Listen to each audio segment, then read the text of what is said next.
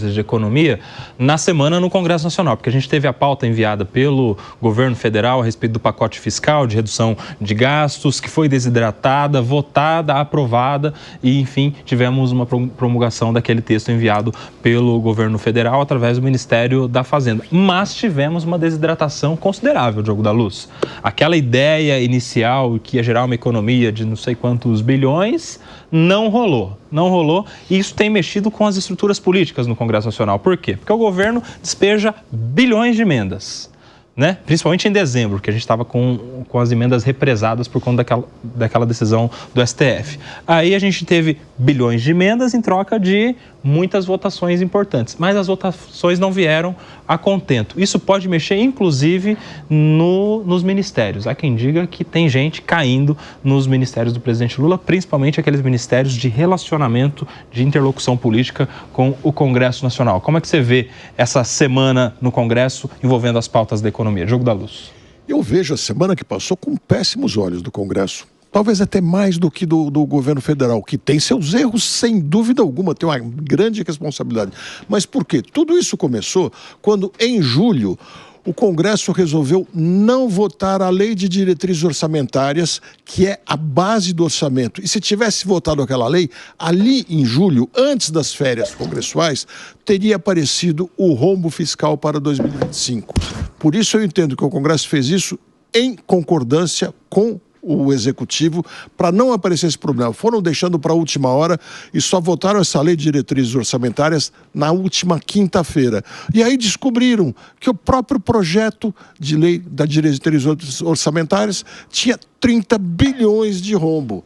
Então, o Congresso acaba votando tudo na pressa, a lei do orçamento anual ficou para fevereiro, nós vamos passar mais ou menos 1 mês e meio do ano que vem num voo às cegas, sem saber qual é o tamanho do orçamento, para que vai o dinheiro.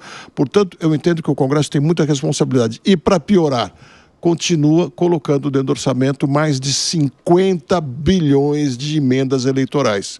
Se o governo gasta demais, o Congresso, que tem a obrigação de fazer orçamento, é ele que tem que entregar o orçamento para o Executivo dizer, execute enxuto. E tem que fazer e ponto final. Essa seria a função do Congresso. Pacheco, vai ter ministro caindo aí no começo do ano? Olha, Coba, nós temos um Congresso, a cada legislatura o Congresso só piora. Né? Nós temos o Congresso, talvez o pior Congresso Nacional da história desde a redemocratização. Mas por quê? Porque fisiológico, um centrão que faz uma chantagem com o governo cai na chantagem e o centrão não cumpre as promessas. Esse é o fato. Agora, claro, como é que não adianta só o Executivo ficar se lamentando. O Executivo tem que dar uma correção de rumo. E essa correção de rumo, no meu entender, passa sim por uma reforma ministerial. O governo vai ter que se adaptar. Já há quem diga, li hoje nos jornais, que o próprio Lira será ministro. O Rodrigo Pacheco, presidente do Senado, ao que parece, será ministro. O que é isso? É o governo procurando, né, o Executivo, chega de chorar. E precisa dar uma resposta objetiva a essa situação e ter interlocutores com força no Congresso, na Câmara dos Deputados, no Senado Federal, para fazer suas pautas passarem. Você sabe que uma das críticas que recai sobre o governo é de que o ministro das Relações Institucionais deveria ser do Centrão e não do PT, porque seria alguém que conversaria com mais gente no Congresso Nacional, ô Januzzi. Faz sentido? Faz sentido. O Centrão é uma força, sempre foi, né? Mudando ali de partido para partido, mas a própria eleição dos presidentes das casas é uma eleição do Centrão. E o ministro, acho que é o Padilha, salvo engano... Alexandre Padilha. Não está à altura, ao meu entender, de negociar com esse Centrão. Aquela frente ampla que foi feita para ganhar as eleições presidenciais contou com o Centrão. Né? Principalmente um partido que pouco se fala, mas muito faz como diretriz para o país, que é o PSD do Kassab. E agora tem o maior número de prefeituras no Brasil. O maior número de prefeituras do Brasil, ele o aspecto político desta pessoa que é admirável sob o ponto de vista político. Ele é secretário de Estado de São Paulo, que é um partido contrário ao governo federal, e ele tem 3 ministros no governo federal. Ele é secretário do Tarcísio, tem ministros do Lula. Ou seja, se isso não é uma habilidade política, eu não sei o que seja. Aliás, eu falo que é admirável porque ele é uma força política que as pessoas pouco falam, mas que ele age, né, nesse bastidor lá do Congresso. E como o Pacheco falou, eu acho que o governo, me parece que ele combina as emendas de liberação com o Congresso, com este Centrão. O Centrão combina que está tudo ok, não vota com o governo e ainda exige depois a emenda que é ali meio que retirada pelo próprio Supremo, ali pelo ministro Dino, que está com essa pauta em mãos, ficando nesse jogo aí legislativo, judiciário, executivo. E quem está perdendo, né, como já foi colocado aqui, é o país, porque a questão econômica não está indo bem, né? É só ver aí essa questão dos preços, e isso vai acarretar o quê? De arroxo salarial novamente, ou seja, os salários, como o Massicano falou, não crescendo na medida daquilo que cresce os preços, e poder de compra se esvaindo. Fala, Massicano. Eu acredito que o próximo ano a gente vai ter um reflexo de tudo isso que vem acontecendo com essa dificuldade de aprovar uma lei orçamentária, de você aprovar e entregar emendas parlamentares para os deputados e senadores. Isso prejudica demais a nossa população, porque eles não fazem aquilo que combina, mas isso já se vem praticamente aí, ao longo dos 4 últimos governos, sempre a mesma história de final de ano, né? Vai aprovar, tem que despejar a emenda parlamentar. Passa o ano inteiro de boa, o ano aí inteiro, os principais projetos ficam ali para as 2 últimas vai voltando dia 28, dia 29, dia 30 de dezembro. A gente vê os maiores absurdos que assim a gente entende na madrugada. Jurídica. Na madrugada, mas não, você olha lá, a aprovação da lei é 30 de dezembro. 30 de dezembro eles decidem ao toque de caixa uma aprovação aí que a gente toma um susto, que só descobre em janeiro, porque a gente já está em festividade, porque o brasileiro é isso, né? Da entrega nas festividades, você coloca a população já ao som das festas. Sim. E aí aprova essas emendas, despeja tudo isso, porque o brasileiro não vai ver, infelizmente, né? Mas, Chicano, só não é 30 de janeiro, porque eles entram em férias na última sexta-feira, antes de 23 de dezembro. Aí eles já param por aí. Janeiro ou dezembro, na verdade, né? Olá lá, e as pessoas não estão prestando atenção, como disse o Massicano, né? Chega, a turma já está pensando no Natal, no jantar, na viagem, nas férias, no descanso. Então, aí tira os olhos do noticiário político, tira os olhos de Brasília e a turma lá, ó, aprovando lei. Estamos distraídos aí, pensando, né, no valor da carne, no valor da ceia, no que vai acontecer, na angústia de encontrar a família, tudo vai acontecendo por debaixo dos panos, né? E aí, de repente, você olha e você fala assim, gente, o que aconteceu? E aí a sensação de insegurança e angústia frente às mudanças que podem acontecer é algo que acaba causando um efeito no ser humano terrível. É claro. O meu querido Zagarino, e aí esse período é um período fértil para os jabutis. Não é isso? O que são os jabutis? É aquela história de que jabuti não sobe em árvore. Ou foi enchente ou mão de gente, não é verdade? Que daí é aquela coisa de que a lei é sobre tal coisa, mas tem um artigo, uma parte que fala de outra que não tem nada a ver, que colocaram no meio do negócio ali, né? Dá um exemplo aí, ô Januzzi. Olha, o governo anterior do Bolsonaro acabou com o seguro DPVAT. Foi editado a renovação desse seguro. Todo mundo mais contente, porque agora tem o seguro. Enfiaram esse jabuti agora. E o seguro DPVAT sumiu de novo. Ou seja, ninguém está sabendo que não tinha, que voltou a ter e que não vai ter mais. Ah, é? Tem essa? Então, o jabuti foi votado na última semana. Não vai ter mais seguro DPVAT. Quem estava comemorando que é um seguro obrigatório, que nós pagávamos sempre em janeiro junto com o IPVA, etc. Ah, mas isso é bom, não é? Isso então, é bom, não é? É bom, muito bom. É bom e é A coisa da não obrigatoriedade? Não. Obrigatoriedade? Eu vejo que existe uma série de acidentes envolvendo trabalhadores, pessoas que não têm como custear a sua internação e depois a sua melhora, que o seguro ele é importante. Eu acho que não deveria ser compulsório, mas deveria ser de cada um fazer o pagamento para que não se fizesse o seguro privado. Então tem um seguro obrigatório para que se possa fazer isso, mas é a coisa mais Ou seja, você é a favor de um DPVAT facultativo. Facultativo, exatamente. Seria isso. Isso. Ou seja, isso existe, né? Qualquer pessoa pode fazer seguro. Mas é mais caro. R$ 9,90 você faz um seguro de vida bastante razoável. Não é tão caro, não. Seguro de vida não é. Sem contar, Diogão. Pode pesquisar, sem contar dúvida. que os... Agora, o grande jabuti foi outro. Porque a PEC do tal corte de gastos, que não é exatamente corte de gastos, ela também foi enfiada numa outra PEC de 2009, se não me engano, que estava parada, porque não teria tempo de votarem ela. Então, veja que o que é muito importante colocaram como jabuti. Eu acho que é importante a gente destacar, até pela nossa audiência aqui, exatamente o ocorrido aí nessa última semana do Congresso.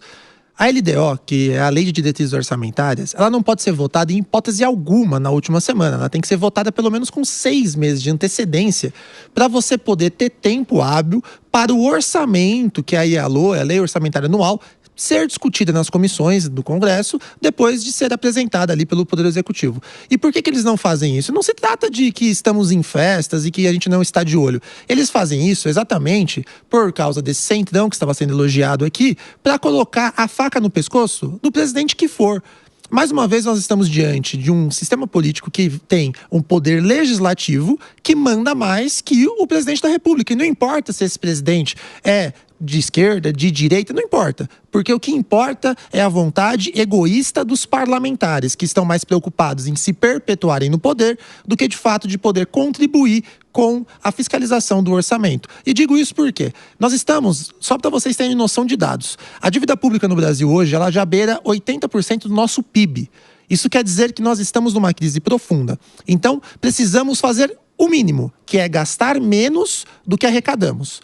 Quando o Haddad, essa última semana, deu uma entrevista dizendo, olha, a esquerda não quer que a gente mexa em benefício social e a direita não quer que a gente cobre mais imposto, eu não sei o que eu faço. Foi isso basicamente que ele disse. E assiste razão, dessa vez, ao ministro Fernando Haddad, porque ele entendeu que enquanto o Brasil não voltar a ter austeridade fiscal, responsabilidade fiscal para o mercado ter a firmeza e saber que pode voltar a investir aqui, tudo vai contrário à economia. E isso só facilita a vida dos congressistas. Afinal de contas, são eles que colocam a faca no pescoço para aprovarem ali o orçamento. Quando eles exigiram, Koba, essas emendas agora no final do ano, não foi porque eles estão preocupados ali com o Brasil caminhar, não. Eles não estão preocupados com o Brasil? Não, eles estão preocupados... Que acusação é essa, Zagarino? Eles estão preocupados com as suas próprias bases. Ô, louco. Eles estão preocupados com as suas próprias bases, afinal de contas, quando o ministro Flávio Dino, ele disse o seguinte na decisão dele, viu, Maurício? Ele falou assim, olha,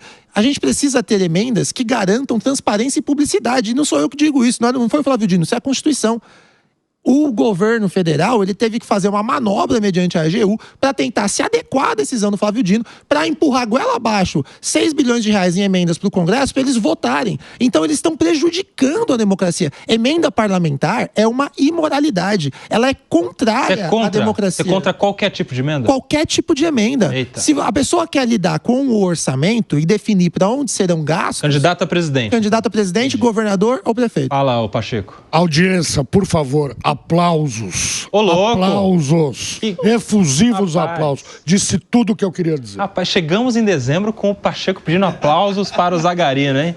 A gente tá precisando de uma psicóloga mesmo. Tá na roda, hein? Espírito de Natal. A gente tá precisando de uma psicóloga mesmo nesse programa para entender o que tá acontecendo aqui nesse programa. Esse programa é Tem incrível. muito amor. Você sabe por que, assim, há quem diga que qual é o fundamento da existência das emendas? O legislativo, ele é, além de responsável por propor projetos de lei, de legislar, discutir, criar leis, ele também é responsável por fiscalizar o executivo. E aí nada melhor que você ter uma parcela de participação no orçamento do executivo para você destinar o uso daquele dinheiro público, que daí você, como a pessoa que está assinando a destinação, vai ser mais interessada em acompanhar a execução dessa obra e, portanto, fiscalizar. Então seria um método de incentivo à fiscalização do poder executivo. Mas na prática... o cara quer fazer uma ponte na região dele, na cidade dele, quer asfaltar uma avenida... Na prática, ele quer garantir a próxima eleição. Ele quer garantir a próxima eleição. Então ele vai lá e faz uma quadra, uma ponte, coisa que vê, né? Concreto, em cima da terra. Coisa concreto dá voto. Então tem que ser alguma coisa que tem inauguração, para alguém ir lá e agradecer ele, colocar uma faixa na cidade, agradecendo o deputado falando de tal, que olha que generosidade, mandou dinheiro para construir aqui a quadra do bairro. E aí isso vai gerando reeleição. Qual é a grande preocupação? A gente chegou nessa legislatura nos recordes de emendas parlamentares. São mais de 50 bilhões de reais, ou seja, é muito dinheiro para os parlamentares. Isso faz com que, por tendência, esses parlamentares sejam grandes nomes cotados para serem reeleitos. Ou seja, a gente tem uma manutenção agora desta composição de parlamentares, com um asterisco, senhor Diogo da Luz. Nessas eleições de 2024, tivemos vitória massiva de partidos de centro em prefeituras, o que faz com que esses prefeitos novos sirvam de bases eleitorais para esses mesmos deputados e senadores dos mesmos partidos de centro fisiológicos que vivem à custa de emenda parlamentar. Tudo isso para dizer o seguinte: a gente está numa tendência disso só piorar, disso só continuar e aumentar. Mas tem uma solução. Porque não tem previsão de o valor da emenda parlamentar diminuir. Depois que a pasta de dente sai do tubo, não volta mais. Vídeo fundo partidário. Não volta mais. Vídeo fundo partidário e fundo eleitoral. Eu aprendi com a Dora Kramer, na verdade. Dora Kramer. Diogo, mas olha, a questão aqui, que é importante, você está certíssimo na colocação, é uma conveniência de lado a lado, porque a regra básica é: o legislativo faz o orçamento e entrega para o executivo executar e fiscaliza. Portanto, quem fiscaliza não pode executar, que seriam as emendas. Mas lá de trás, o executivo percebeu que, se ele fizesse o orçamento, seria mais da sua conveniência. E foi convencendo os legisladores que ele daria uma pequena fatia do orçamento para eles poderem também executar e, com isso, garantir as suas eleições. E foram crescendo as emendas eleitorais. Com isso, hoje, quem faz o orçamento é o executivo, quem executa é o legislativo e quem fiscaliza é ninguém. Essa é a realidade. Mas, Diogo, você se recorda quando eles criaram? Eles impediram a doação por empresas em eleições. Aí eles falaram assim: vamos criar o fundo eleitoral e o fundo partidário. Começou com 1 milhão, aí passou para 2 bilhões, aí subiu para 4 bilhões. Agora a gente já está em 6 bilhões, a soma dos dois. É a tendência que vai acontecer com as emendas. E eu digo que tem uma solução para isso, Koba, porque quando a gente vê o modelo de eleição, nas eleições de 2022, existiu a polarização entre Lula e Bolsonaro. O Lula foi eleito e o Lula elegeu ali em torno de 100 deputados e o Bolsonaro, mesmo perdendo, acabou elegendo até um pouco mais deputados. E onde eu quero chegar? Que a eleição de Donald Trump agora nos Estados Unidos, ela serve exatamente para a gente ter uma luz do fim do túnel em relação a afastar um pouco esse fisiologismo desse centro. Por quê? Quando o Trump foi eleito, ele elegeu a grande maioria de deputados e a grande maioria do Senado. Isso vai facilitar com que as pautas dele, que ele defende em termos de princípios e valores no estado mais enxuto, lá norte-americano, defendendo a liberdade, facilite. Imagine aqui agora se no governo federal, do governo Lula, tivesse sido eleitos mais deputados da base do presidente Lula. Isso faria com que ele não tivesse tanta faca no pescoço desses deputados de centrão. Os deputados do centro, desses partidos de centro, que não representam ninguém. Ninguém fala assim: eu me sinto representado pelo centro. Não. Ninguém sabe nem dizer o que é o centro. Você pega aqui o Pacheco, ele é comunista do meu lado, ele tem orgulho de... Não. Agora, não é Pacheco. Eu não sou comunista, não me rotule. Mas você tem muito bem os seus valores e a gente discute debate sobre isso, que nem eu. Eu sou liberal e a gente discute muito bem em razão a isso. Agora, Pacheco, deixa eu falar uma coisa. O Pacheco, ele ganha 1 milhão por dia na advocacia. É um cara rico, capitalista. Não é verdade, Pachecão? capitalista. Eu ganho 1 milhão só se for um sabugo de mim por dia na advocacia. É isso aí.